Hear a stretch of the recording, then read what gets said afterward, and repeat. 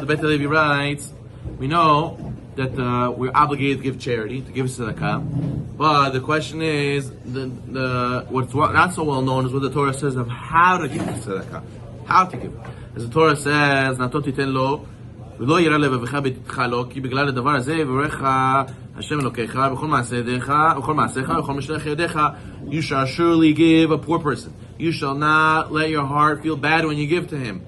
And in return for this, Hashem, your God, will bless you in all your deeds and all your undertakings. So you see, first the pasuk is teaching us, you have to have the right, after Simon, you have to have the right face on how you give it to him, and you should not feel bad that you give it to him, because you should know Hashem is going to bless you because of that. As the Ramban writes in the Sefer Mitzvot, that a person who gives charity with a heavy heart, he says, here, take, leave me alone. Suck my blood, all of you, always asking for tzedakah. Take the tzedakah, leave me alone. So such a person who gives with such a face, he transgresses the commandment of not to give tzedakah with a heavy heart. The Ramban says a person has to not feel bad when he gives tzedakah. By doing so, thinking, oh, I'm suffering a monetary loss, I'm losing my money, why does this always happen to me? No. Now the person should feel, I'll bring upon myself baracha. This that I'm going to give to charity, Hashem is going to give me more. I'm going to be able to give more charity. And Hashem will pay you 1,000 times more, but Hashem will pay you back.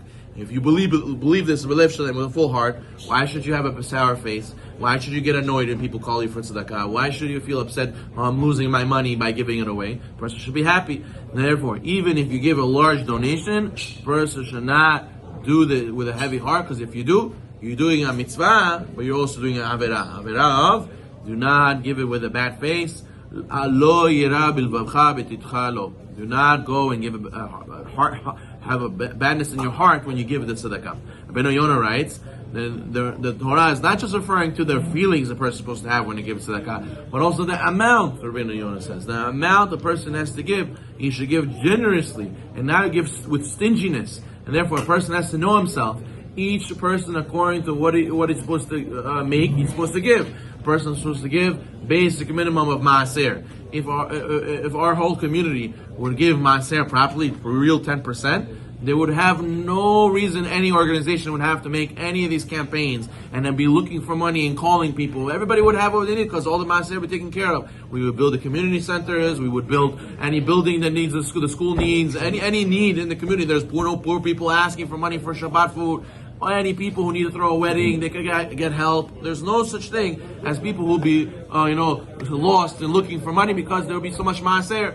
And besides for that, really the highest form of tzedakah is 20%. You're supposed to give homesh, up to 20%. So therefore, a person who's making millions of dollars a year, there's no excuse that you should not be giving 10%. And that 10% does not mean 10,000 here, 20,000 there, and that's it.